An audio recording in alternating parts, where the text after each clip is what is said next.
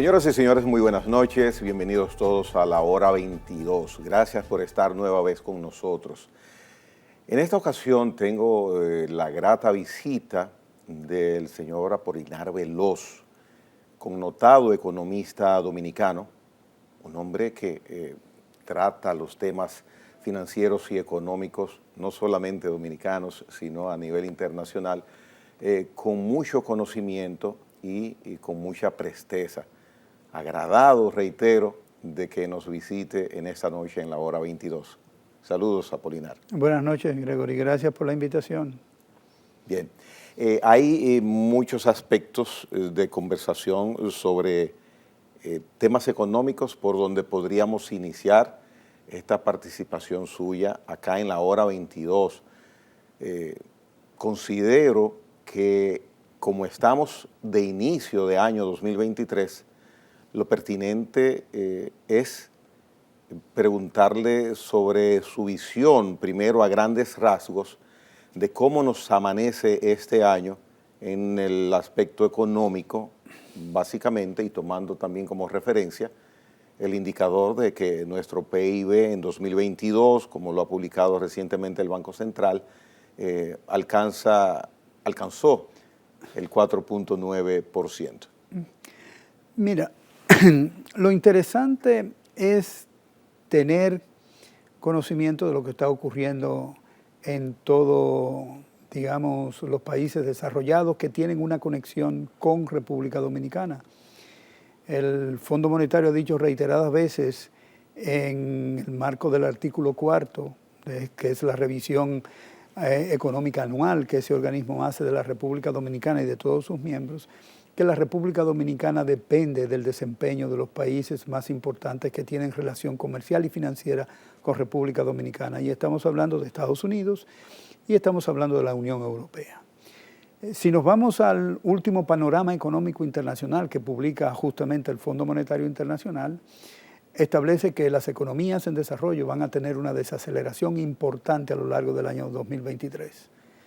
Se había discutido mucho si era posible que existiera una desaceleración a raíz de las medidas que han tomado los países, no solamente en bloques, sino países individuales, para derrotar el proceso inflacionario que se ha creado a partir de la pandemia y profundizado a partir de la guerra entre Rusia y Ucrania. El asunto es que ha habido un aumento de tasa de interés. El aumento de las tasas de interés generalmente tienen un impacto negativo sobre la inversión y de la misma manera con el consumo duradero, el financiamiento de un automóvil, la compra de una casa, que normalmente se financian en los bancos comerciales. Y eso significa una reducción importante de la demanda agregada de los países. Por esa razón, Estados Unidos, cuando se tenía que inicialmente se prevía las proyecciones del fondo, que iba a crecer alrededor de un 2.3%, estamos hablando de que probablemente este año Estados Unidos crezca 1%. Francia, por ejemplo, tiene crecimiento nulo, es decir, de cero, se espera que no crezca. Alemania tiene un crecimiento negativo para el año del 2023. Obviamente esas proyecciones pueden cambiar dependiendo de cómo evolucione cada una de esas economías y cómo lo haga también el marco internacional en que se desempeña. Pero las proyecciones son esas. ¿Cómo ha respondido República Dominicana a ese cambio de política? Después de tener un largo periodo cuando las tasas de interés no solamente habían sido bajas, sino negativas, es de la misma manera que lo ha hecho la Reserva Federal de Estados Unidos, la Fed, en el sentido de que tiene que aumentar las tasas de interés para prever o prevenir de que salgan capitales para Estados Unidos, asumiendo que tendrán una tasa de interés, un rendimiento mayor y por tanto pueden salir capitales de aquí hacia allá. No con la preocupación de que haya una relación positiva entre tasa de interés y tipo de cambio. Es decir, si el Banco Central, digamos que sube la tasa de interés, previniendo de que haya fuga de capitales, eso significa que el tipo de cambio se va a mantener más o menos tranquilo.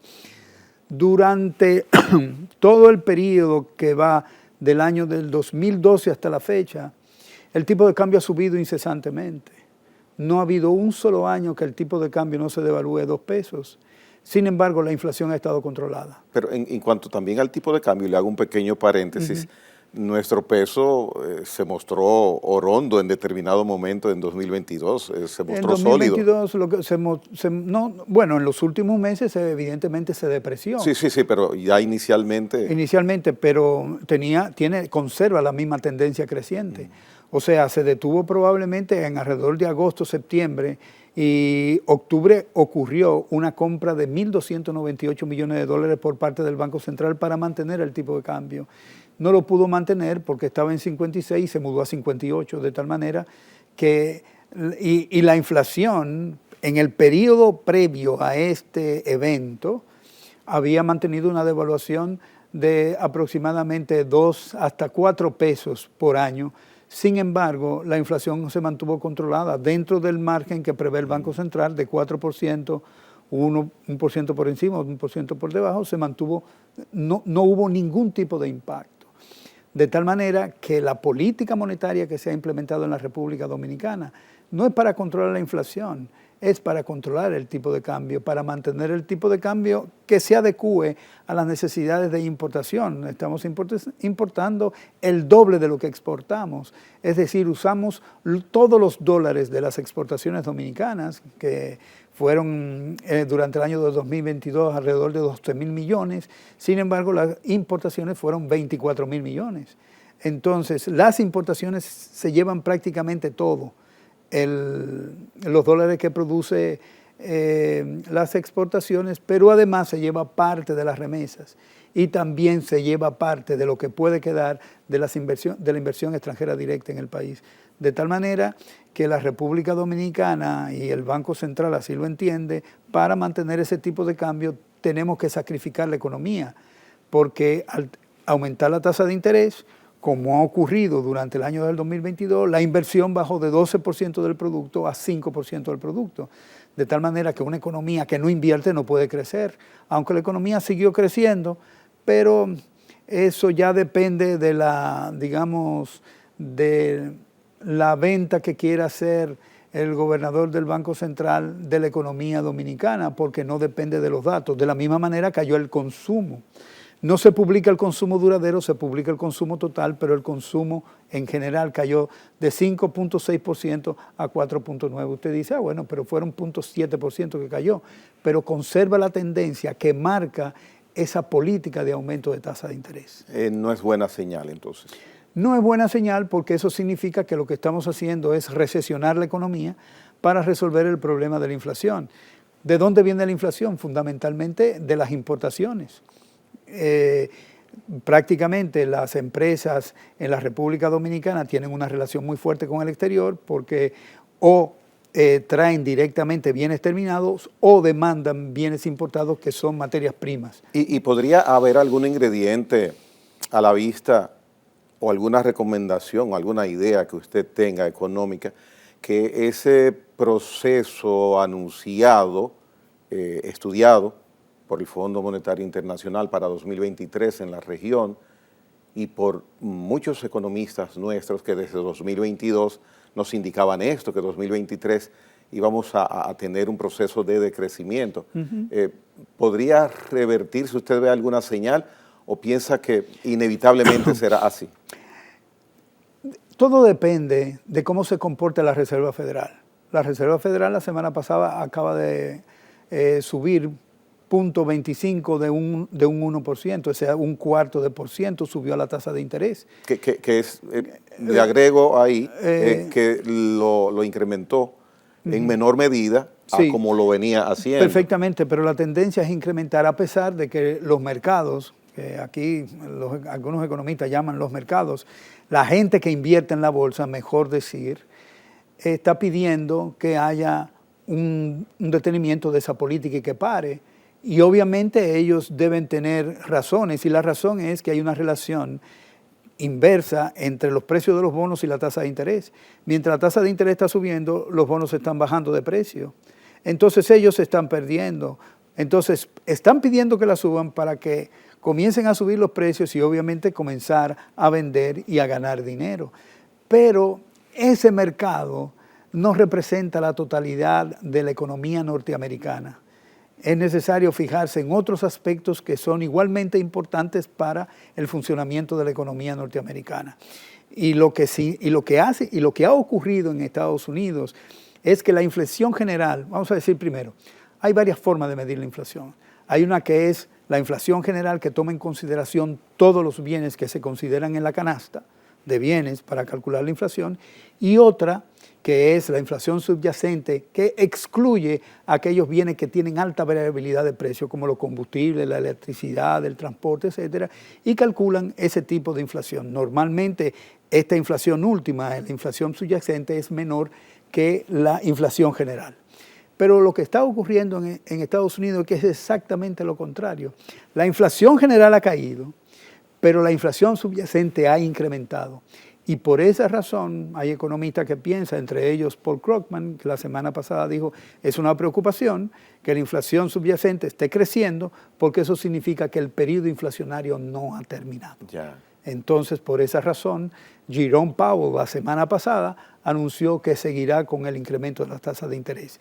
Si suben las tasas de interés en Estados Unidos, la República Dominicana tiene que replicar con aumento de tasas de interés. No depende de si quiero acelerar el crecimiento económico o si quiero tener una inflación más baja. No se trata de eso. El país crece como quiera, no importa lo que pase en el mundo, ni importa también las medidas que tomen que son contrarias al crecimiento, como el aumento de la tasa de interés.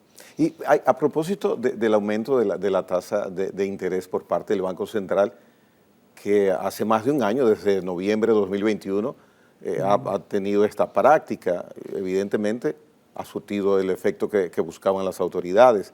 Sin embargo, recientemente vimos una medida que abrió los ojos de ustedes, los economistas, al mismo tiempo que se viene en más de 10 ocasiones incrementando la tasa de referencia por parte del Banco Central, se liberalizan de encaje legal 21.000 millones de pesos para la construcción de viviendas en un periodo para esos préstamos de 5 años, tengo entendido. O sea, ¿cómo se conjuga esto? Si estoy haciendo esto, ¿por qué hago esto? Mira, muchas de las medidas que toma el Banco Central no depende del convencimiento de las autoridades monetarias de cómo las medidas impactarán a la economía dominicana. Depende del interés bancario, del interés de la banca dominicana. Pero la banca dirige. Claro que la banca dirige. Por supuesto que la banca dirige, no solamente dirige, sino pone gobernadores.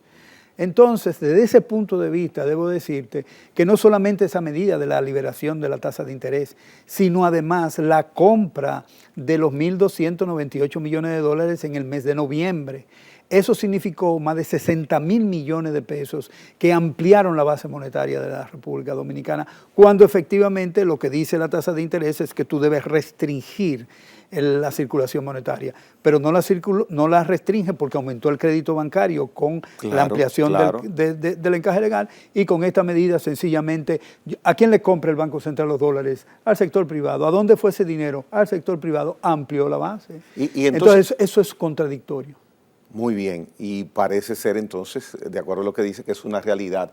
Si no es el actual gobernador del Banco Central, si es Apolinar Veloz, si soy yo, estuviéramos obligados a ceder ante esos requerimientos, o podríamos habernos parado en dos patas y decir, no, espérense, se mantienen las alzas de las referencias para las tasas de interés y no puedo liberalizar. O sea, es inminente, es conminatorio que ante el requerimiento del sector bancario tenga que hacerlo. Porque el sector bancario inmediatamente recurre al presidente y le da la queja. Y al darle la queja al presidente, el presidente puede tomar una medida y sencillamente sacar al funcionario que tenga ese tipo de actitud. Ahora bien, eso también depende del propio incumbente. Si es una persona que quiere estar en la posición por los beneficios que ella tiene, pues sencillamente se pliega no a las necesidades del país, sino a las necesidades de la banca. Y eso ha sido claro con esta gobernación. O sea que el país no se hubiera lesionado. No, se lesiona el país. Lo que pasa es que esa lesión del país se hace para mantenerse en la posición. Yo tuve, por ejemplo, gente de la banca que en reuniones en el Banco Central me dijo, cuando yo era gerente del banco, que yo tenía que las resoluciones de la Junta Monetaria que yo estaba planteando en algún momento, tenía que dársela a ellos primero para que ellos la leyeran y dijeran lo que pensaban antes de llevar a la Junta Monetaria. Le digo yo, no, eso no es así. Para eso usted tiene que sentarse aquí en esta posición, porque eso no es mi estilo, ese es el estilo del pasado. Por lo menos en esta administración no es así. Y yo tomé decisiones que evidentemente no gustaron y que este gobernador inmediatamente echó para atrás. Yo tenía alrededor de 500 millones de pesos de multa por violaciones al Código Monetario del sistema bancario. Y este gobernador le echó para atrás todas. Le volvió y le quitó la multa y se la regaló otra vez a los bancos. Entonces, cuando existen economías que funcionan por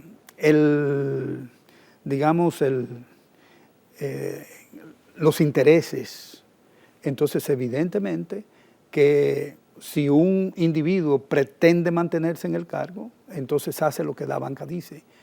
Como yo nunca estuve enamorado de ningún cargo, pues efectivamente a mí realmente lo que me importaba era hacer políticas que fueran beneficiosas, no solamente para la comunidad de todos los bancos, sino para la economía dominicana entera. Me acuerdo cuando llegó el Banco Nova Scotia aquí en el país, sacó préstamos a 13% para el mercado hipotecario, cuando los créditos estaban por encima de 16 en la banca. Y a ese banco le llamaron la atención, la asociación de bancos lo sentó y le dijo, usted no puede hacer eso. Esa no es la forma de competir. Competir en el sistema bancario dominicano lo que significa es hacer lobby para todo el sistema bancario.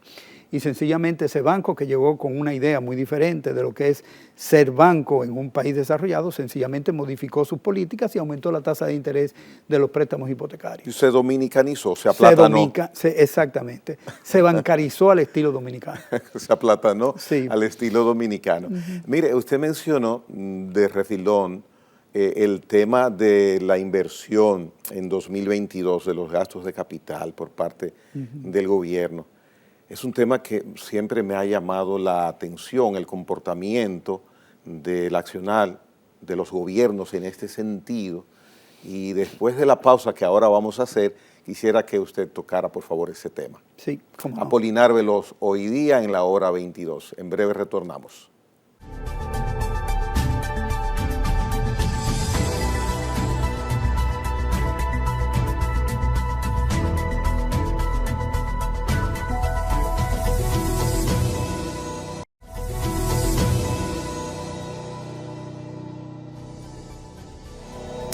Apolinar Veloz, ¿por qué razón, cuál es la justificación, el motivo de que el gobierno dominicano, si es poseedor de los recursos necesarios para cumplir con un programa de gastos de inversión de acuerdo al presupuesto, en este caso 2021 y también 2022, no se logra completar esa estimación programada? Ya, mira, lo que ha ocurrido en un gobierno que se había comprometido con la transparencia, ser lo menos transparente posible, porque toda la inversión pública se está haciendo a través de APPs y fideicomisos, es decir, asociaciones público-privadas y fideicomisos. Eso riñe con la transparencia, porque justamente esos son vehículos que se han utilizado tradicionalmente para esconder lo que es la ejecución presupuestaria de los gobiernos. Porque un fideicomiso y una APP son operaciones privadas y entienden que no deben dar ni dan ninguna información de la ejecución de los planes de inversión del gobierno a través de esas instituciones. De tal manera que ese gobierno del cambio que había ofrecido justamente transparencia no es transparente. Pero además, ¿qué es lo que ocurre? Probablemente quien no se ha dado cuenta de que están haciendo inversiones es el propio gobierno. Porque Usted le pregunta a RD Vial, que es un fideicomiso, que cómo van las inversiones en la remodelación de carreteras, en la manutención de las carreteras, etcétera, etcétera, y la información no se la dan. ¿Por qué no se la dan? Porque eso es privado. Y ese es el gran problema. Además, habría que ver cómo se están haciendo esas inversiones. Si esas inversiones se están haciendo con préstamos que hace el sector privado bajo el abanico de un contrato con el gobierno, que tiene garantía solidaria del gobierno, garantía soberana, que eso se registra como deuda del gobierno. Y el Ministerio de Hacienda todavía está peleando, a pesar de todas las evidencias, a pesar de que puede irse al manual de estadísticas de finanzas públicas del Fondo Monetario Internacional y comprobar que efectivamente eso se registra como deuda pública, no lo ha registrado. Por esa razón, aquí se habla de que la deuda pública es alrededor del 72% del producto, no porque lo calcula finanzas, sino porque lo calculan instituciones del sector privado como el CRES. Pero esa omisión en rendir esa parte protocolar económica traerá repercusiones en tarde o temprano. Claro, por supuesto, porque mire, el fideicomiso lo que hace es que incluye un intermediario. Usted sabe que en cualquier actividad económica que se incluye un intermediario, el resultado final es un precio más elevado. Eso todo el mundo lo sabe, ¿no? Entonces, ese intermediario le dan un activo del gobierno para que lo explote, sin poner un solo centavo, primero, y en segundo lugar tiene la posibilidad de que con ese contrato, que generalmente es de muy largo plazo, puede buscar préstamos internacionales y se lo dan. ¿Y por qué se lo dan? Porque sencillamente el gobierno dominicano está respaldando ese contrato. Entonces, cuando hay garantías del Estado para un préstamo, ese préstamo en última instancia podía ser pagado por el gobierno. Probablemente no lo sea, el sector privado cumpla y lo pague. En ese sentido no hay ningún problema. Pero mientras el préstamo está vigente, mientras hay saldos positivos que se deben pagar, ese saldo debe estar registrado como deuda por pagar del gobierno. Oh. Entonces, ese es el problema que todavía no entiende el gobierno dominicano. El Ministerio de Hacienda está negado a la evidencia. ¿Por desconocimiento o por qué está negado? Bueno, yo no quisiera decir que es por desconocimiento, porque ese es un economista de una reputación extraordinaria. Yo no lo conocía hasta que fue ministro de Hacienda. Sí tenía entendido que hacía declaraciones de impuestos sobre la renta y que había trabajado con Álvarez Renta o con José Luis de Ramón, que esos son las personas que normalmente hacen ese tipo de trabajo. Más de ahí no conocía, pero es un economista que viene con una reputación y además le dan una responsabilidad extraordinaria en las condiciones en que está el país. Entonces yo supongo que eso lo debe conocer. De la misma manera, quien dirige también la fiduciaria Banreservas se ha dado a la tarea de hacer publicaciones de que eso no es deuda pública. Solamente si se tomaron la molestia de buscar ese manual de finanzas públicas que le dice a cualquier gobierno cómo se registran las transacciones, se daría cuenta inmediatamente de que los créditos que son contratados por un fideicomiso, por una APP, son parte de la deuda pública. Pero además, no toda la deuda pública está calculada en el país. La única que se calcula, que se incluye, es la del Banco Central. Pero ¿y la deuda del Banco de Reservas? Y la deuda de las sedes, si la tienen, la deuda de las empresas del Estado que todavía quedan por ahí, y esa deuda, y la deuda de la Universidad Autónoma de Santo Domingo, y la deuda del Banco Nacional de Exportaciones. Hay que ver si esos organismos tienen deuda, porque eso debe incluirse también. Aquí solamente se entiende que es el sector público no financiero, y lo que dice el manual es todo el sector público. ¿Nunca se ha hecho? Nunca se ha hecho. ¿Los ayuntamientos deben o no? Sí, debían, por lo menos en un levantamiento que yo hice en el año del 2019, alrededor de 235 millones de dólares. Eso no está contemplado en la deuda pública. Pero entonces, señor Veloz, si todos esos organismos e instituciones descentralizadas registran esos compromisos como deuda pública y se suma a lo que sí está establecido, y sacaríamos cuenta, pues veríamos que estamos quebrados. Bueno, eso le daría una idea de cuál es el problema financiero que tiene el país. Porque ¿de dónde sale el dinero de los ayuntamientos? Del gobierno central. Sí. ¿De dónde sale el dinero de la UAS? Del gobierno central. Yeah. ¿De dónde sale parte del dinero de los generadores, del supuesto subsidio a los generadores?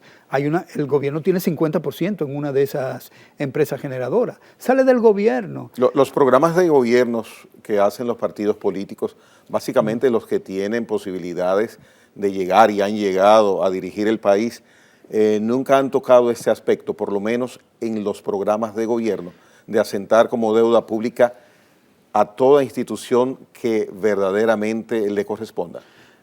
Nunca, yo no he visto ningún programa de ningún partido, de ninguno, hacer alusión a ese tipo de elemento importante para tener una aproximación adecuada del monto que debe el país, que debe el gobierno. Y los organismos internacionales. Se lo han dicho reiteradas veces, desde el 2019 hasta el 2021, le han reiterado al gobierno en el artículo 4 que está publicado.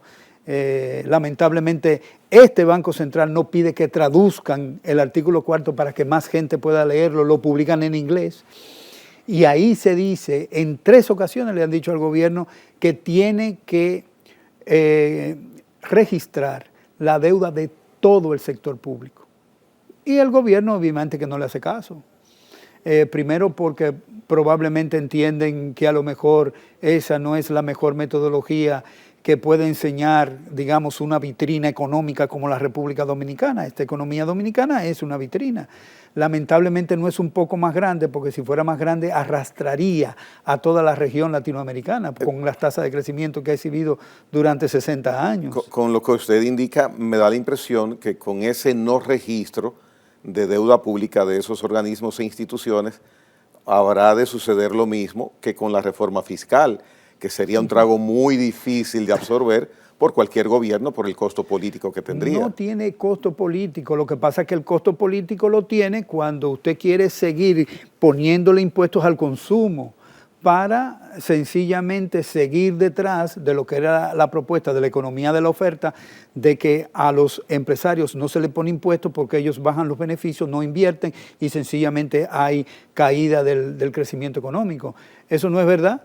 Porque si fuese de esa manera, entonces el crecimiento de aquí debería ser no 5, debería ser 10, 15, porque ¿cuánto se le da a los empresarios?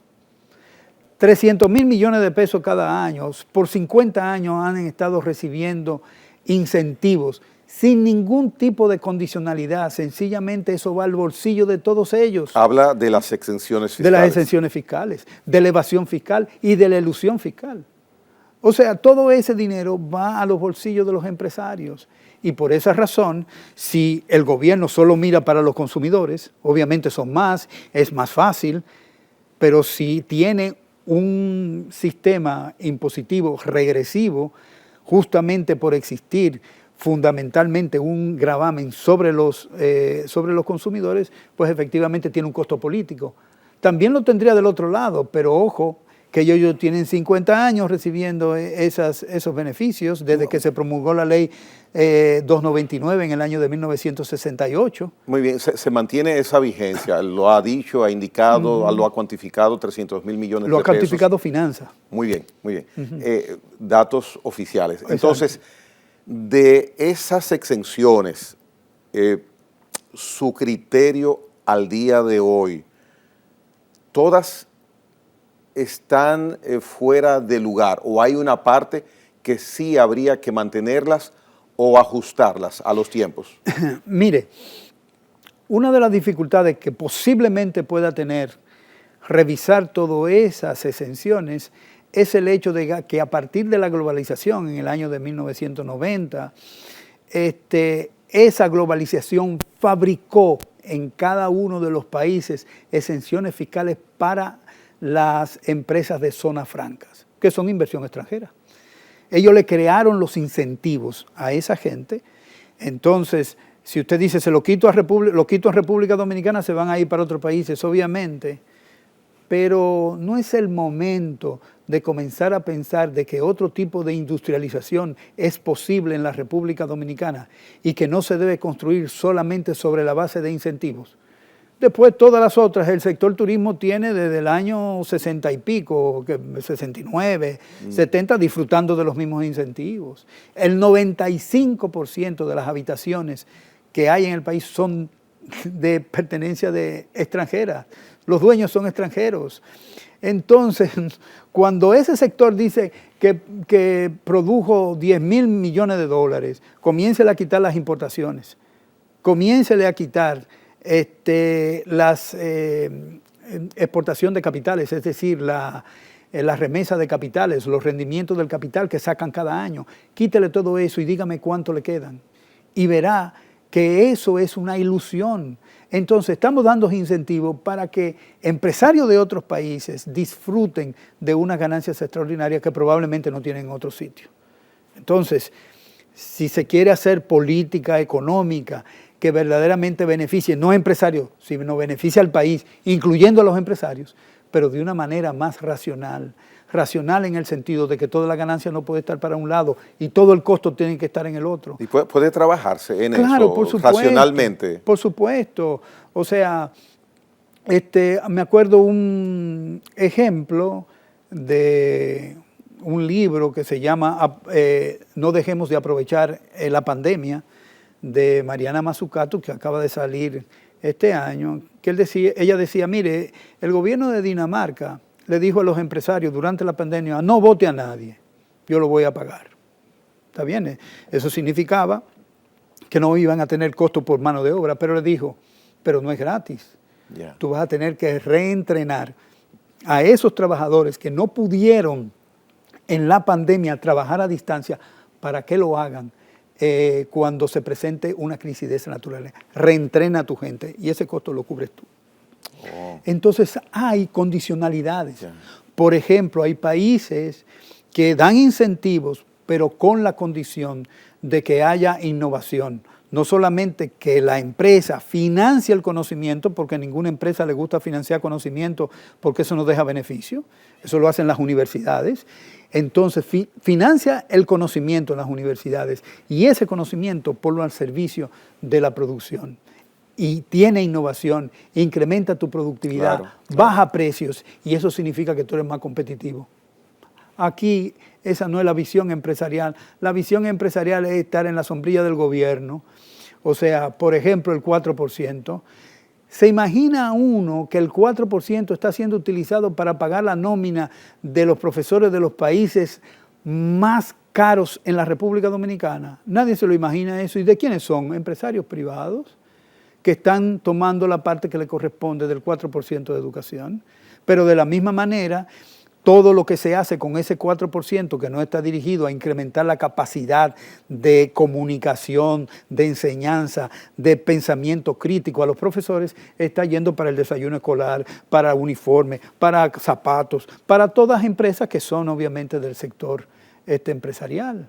Pero no era para eso el 4%. El 4% era para elevar la, digamos, calidad de los estudiantes egresados de las escuelas públicas.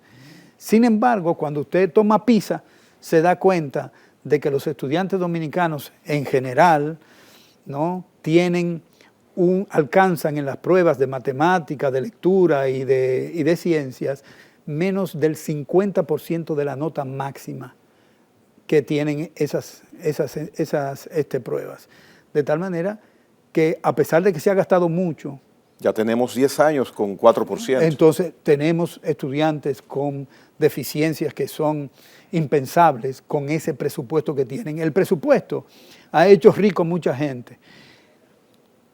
Es bueno que se haga, que haya empresas que estén haciendo eso, pero que lo hagan de manera que se fortalezca el sistema de producción nacional. Por ejemplo, ¿por qué le voy a dar pan a los estudiantes? Esa harina es importada y me cuesta mucho. Entonces, ¿por qué yo no doy plátano? ¿Por qué no doy leche de la dominicana? ¿Por qué no dirijo el gasto del gobierno a beneficiar lo que son las empresas que tienen una alta producción con conexiones intersectoriales internas? No, lo que hago es justamente dárselo a los importadores, pero los importadores no producen $1, gastan todos los dólares que encuentran. Entonces, la Dirección de Desarrollo Económico, que han tenido todas las administraciones desde hace muchísimo tiempo, tal vez podría uno no decir no incluir a Trujillo y tal vez en algún sentido no incluir a Balaguer, pero después todos lo que han hecho es incentivar las importaciones. ¿De qué está lleno el país? De tiendas de importación, de electrodomésticos, de ropa, todo. Aquí no hay producción nacional, muy poca de nada, porque el gobierno no hace ningún tipo de esfuerzo para dirigir las políticas públicas a fortalecer la estructura de producción dominicana. Incluyendo la parte que tiene que ver con zonas francas. También. Que también. Básicamente todo es importado, todo lo que se produce. Bueno, ese es uno de los problemas, que ellos dicen que generan tanto, pero toda la internación temporal de las materias primas que usted pone dentro del precio, que usted no lo debería poner, porque eso es un aporte que le dan los dueños de las empresas en el resto del mundo. O sea, usted no debe poner que esa exportación, ¿no? Digamos, tiene un precio considerando una tasa de beneficio que está por encima del costo que tiene la materia prima, porque la materia prima usted no la compró, esa se la enviaron. Bien. Ahora bien, para abultar las exportaciones, el Banco Central dice, sí, esa internación temporal de mercancía que no le costó nada a la zona franca, la vamos a incluir en el precio y entonces como usted tiene que las exportaciones es precio por cantidad, usted tiene un aumento de las exportaciones extraordinarias. Antes de ir a la pausa, ¿debemos sentirnos orgullosos, felices, contentos, halagados de que tengamos más de 14.000 millones de dólares de reserva en el Banco Central? Para los fines de esta gobernación es, digamos, la forma de convencer al público de que no tenga dólares. Pero fíjese qué nervioso se puso el Banco Central cuando perdió alrededor de 1.300 y pico millones de dólares, como se apuró a comprarlos. Eso es sencillamente vitrina, porque esos 14.000 millones de dólares tienen que cubrir parte de la circulación monetaria, tienen que cubrir parte de los préstamos de corto plazo que tiene el gobierno, tienen que cubrir parte de los créditos de mediano plazo que tiene el gobierno. Y cuando usted viene a ver, posiblemente de todo ese dinero y los compromisos que tienen esas reservas internacionales, a nosotros no nos sirve de mucho. Bueno, pienso que hay personas que quizás les hubiera preferido, yo no le hubiera hecho esa pregunta. Vamos a una pausa, Apolinar Veloz, y volvemos con la parte final de este interesante conversatorio de hoy día en la hora 22.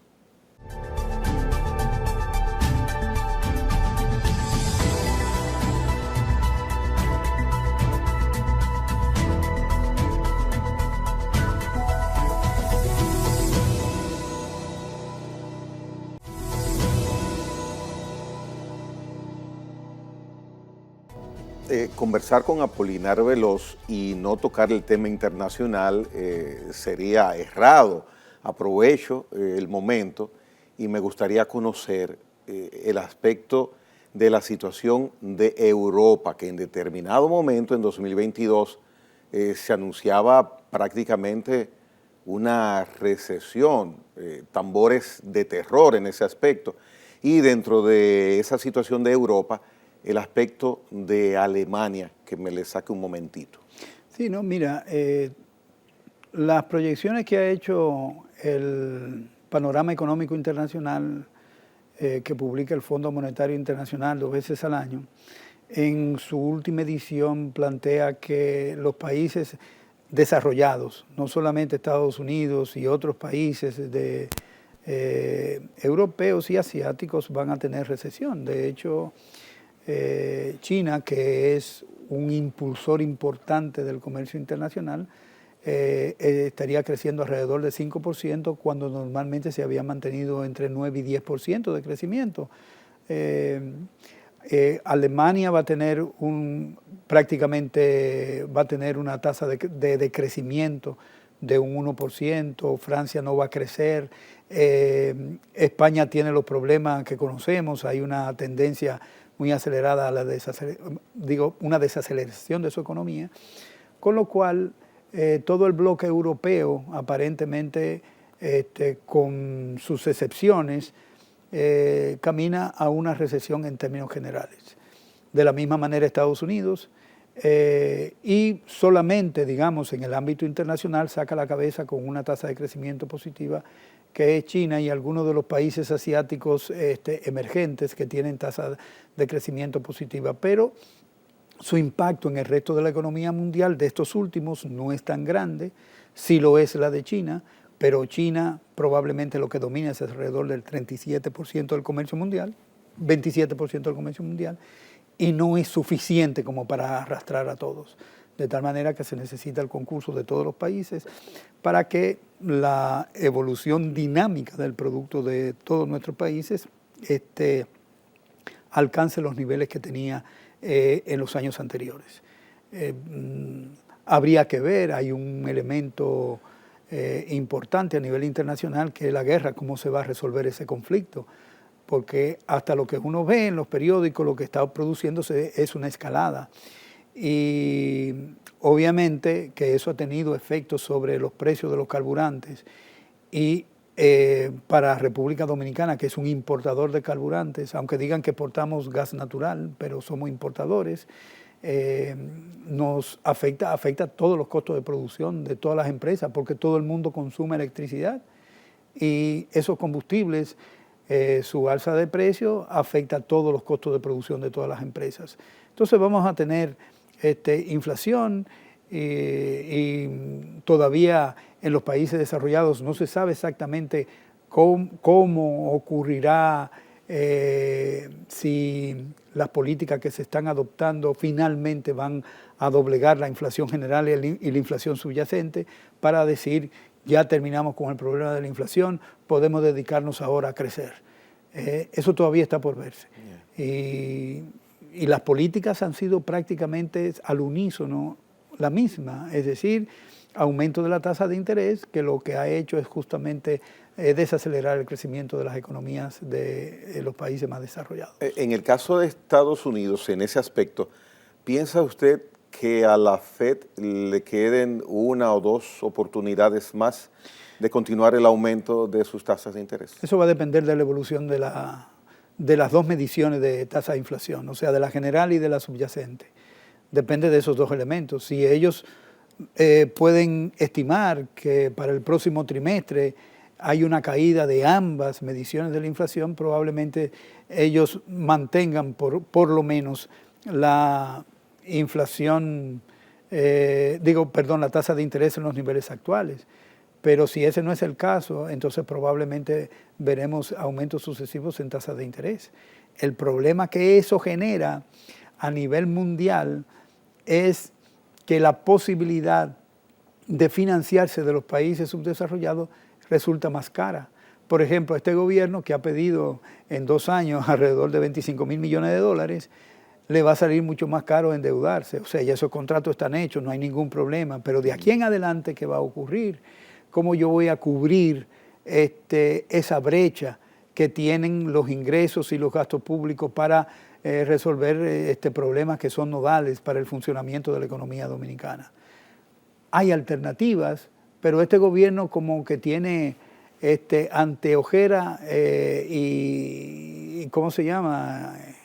Anteojera y no ve para ninguno de los ve para lo más fácil. O sea, el ministro de Hacienda debió jugar un papel más importante porque debió tener una alternativa de financiamiento del gobierno y la hay, y más barata. ¿Más barata? Claro, por supuesto. O sea, el Banco Central había prometido que iba a capitalizar el banco, incluso se hizo una ley, luego esa ley se corrigió y dijo que se iba a capitalizar el Banco Central. No, está muy lejos de eso, se ha empeorado la situación de capital del Banco Central, porque lo que ha crecido en el Banco Central son los pasivos, el pasivo de las colocaciones de bonos. Y esa colocación de bonos, que es sencillamente para satisfacer los intereses de beneficio de las AFP, que son las que tienen la mayor parte de la inversión ahí, entonces evidentemente que tiene un problema, y es el problema de que para capitalizar yo debía haber aumentado el activo y no el pasivo. Entonces, si el pasivo crece, no hay forma de que el proceso de capitalización funcione. Efectivamente, entonces, esos 14.000 millones que tiene el Banco Central de reservas internacionales apenas dan para comprar, recomprar esos bonos que están ahí. De tal manera que, como le decía antes, eso es vitrina. Entonces, ese dinero de esos 800.000 millones de pesos que tiene, pueden ser más porque el Banco Central ha tenido varias ofertas que han caído, parece que la gente no está interesada en los bonos del Banco Central y ha tenido algunas dificultades en ¿Son atractivos? Sí, son atractivos, pero ante el crecimiento de las tasas de interés y la posibilidad de que haya salida de capitales, yo prefiero tener moneda dura que el peso dominicano. Quisiera que usted me diga su opinión, su criterio sobre nuestra deuda, el nivel de nuestra deuda, el proceso que estamos teniendo con los préstamos.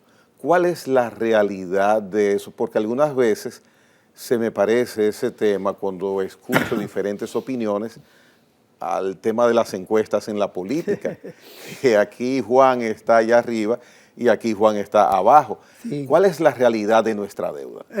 La deuda, lo que pasa es que todavía vamos a los mercados internacionales y nos prestan, no sé bajo qué fundamentos. Bueno, acabamos de ser recalificados de una manera muy positiva hace un par de meses. No, pero lo que tenemos es B, o sea, una calificación de B. Una calificación de B es una deuda altamente especulativa, es decir, que la gente cambia de mano inmediatamente con esa deuda.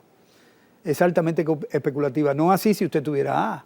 A es una deuda generalmente estable, que la gente tiene confianza y mantiene. ¿Pero hubo fiesta cuando se dio esa información? Bueno, lo que pasa es que se hacen fiestas a partir de la ignorancia que tiene la mayoría de la gente en ese tipo de temas. Pero él venía de B-, que era ya bono basura, ¿no? Y lo acaban de calificar B+. Pero déjeme decirle una cosa. ¿Quién hace la calificación del país? Las mismas empresas que hicieron la calificación de Lehman Brothers, que quebró, y de las empresas de Estados Unidos que han quebrado, ¿no? Y quienes, por ejemplo, aquí hacen la calificación de los bancos comerciales o empresas de auditoría de bancos que quebraron y que fueron al Banco Central y retiraron la opinión de esa auditoría. Esas son las gente que califican. Entonces, si se quiere ser serio en esto, entonces se tiene que buscar una calificadora de riesgo que no pague el gobierno para que le haga la calificación, que no pague el banco para que le haga la calificación. ¿Quién lo pagaría? ¿Quién lo pagaría? No, que no lo pague el banco. Ajá, ¿a quién le correspondería? ¿A quién le correspondería? No sé, ahí no tengo la menor idea, pero yo no puedo tener el que me va a calificar a mí, sea yo el que le pague. ¿Quién paga manda? Exactamente, entonces no es así. Esa es la situación. Entonces, a partir de ahí, yo lo que puedo decir es que más del 30% del gasto del gobierno se va en deuda pública, no solamente en pago de intereses, sino también en amortización de capital. Entonces, 30% de todo el dinero, del billón de pesos que dice que el gobierno recauda, se van en pago de deuda. Ese dinero no tiene ningún efecto en la República Dominicana.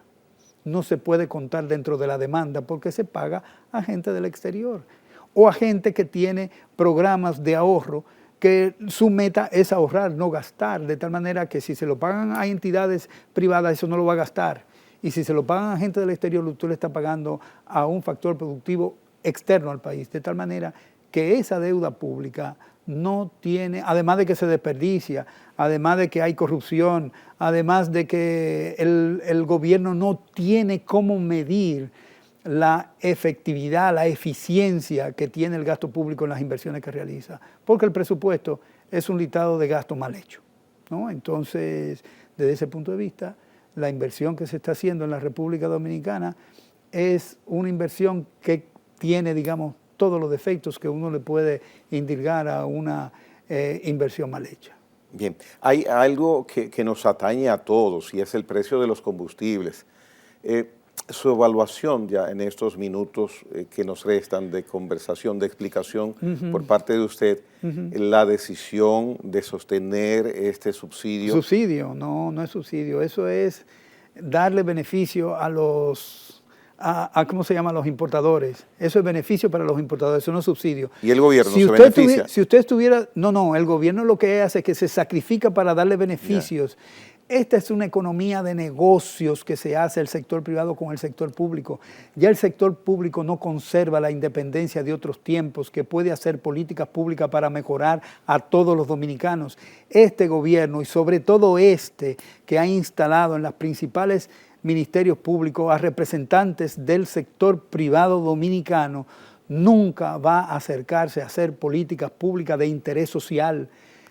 Hace políticas públicas de interés comercial, de interés puramente privado que benefician a las personas. Si hubiera subsidio a los combustibles, cuando usted fuera a comprar el galón, en lugar de pagar $5.70 por el galón, usted debería pagar $3.40. Eso es un subsidio. Pero no ocurre eso. Usted sigue pagando los $5.70 por cada galón de gasolina premium que usted consume en este país. Entonces, quienes reciben el subsidio son quienes reciben el subsidio comercian el producto. Comercian el producto y lo ponen en su ganancia. Ya. Porque ellos están cubriendo la totalidad de la importación, del costo de la importación, lo están cubriendo con el precio de venta cuando usted compra los combustibles. Lo mismo con la energía eléctrica, no hay subsidio a la energía eléctrica. ¿Qué sugeriría usted a las autoridades con respecto a mantener esa decisión de congelación de precios? No congelación de precios. O sea, sí, entonces, ¿cómo le llamo? No, congelación de precios no. Los economistas digamos, neoclásicos no están de acuerdo con el término de fijar precios. Yo no estoy de acuerdo con fijar precios. Yo creo que los precios pueden racionalizar el uso de los combustibles en el país, en el sentido de que si yo doy 15 viajes, como subió la gasolina, voy a dar 10 nada más, o voy a dar 7. Entonces yo creo en eso. Pero la decisión del gobierno. Ahora bien, yo no le puedo regalar al sector privado importador dinero del gobierno para que supuestamente mantenga un precio que es prácticamente el doble del que hay en Estados Unidos. Luego que bajaron los precios de los combustibles, en Estados Unidos usted compra el galón de gasolina premium, que no es igual a la premium de aquí, es mucho mejor, lo compra en $3.42. Entonces, bien, ¿podría el gobierno descontinuar esa hay una serie de prácticas dolosas que se hacen en las compras de combustibles. Hay medidas administrativas que se han tomado que tienen efectos sobre los precios, por ejemplo, del gas propano, como de las 2 resoluciones que tomó José del Castillo Sabiñón. Entonces, si ustedes quieren favorecer a la gente, quite esas 2 medidas. ¿Por qué no la han quitado? Porque esas 2 medidas han favorecido la ampliación de puertos, la ampliación de esferas, cuando la ley justamente no establece eso. Entonces, si están violando la ley, con eso, quite eso, pero no lo quitan porque esos son de la gente que pagan por los candidatos de las presidenciales, sí, pagan. Entonces esa gente se queda ahí. Bien, ha sido la participación hoy día en la hora 22 de Apolinar Veloz, a quien agradecemos y nos sentimos muy satisfechos que haya expuesto sus criterios económicos en esta participación por primera vez. Espero que se produzcan otras y el televidente, estoy seguro también, que ha atendido con mucha atención lo expuesto por el señor Veloz hoy día en la hora 22. Gracias reiteradas por estar acá. Gracias a ti, Gregorio. Bien, señores, hasta la próxima.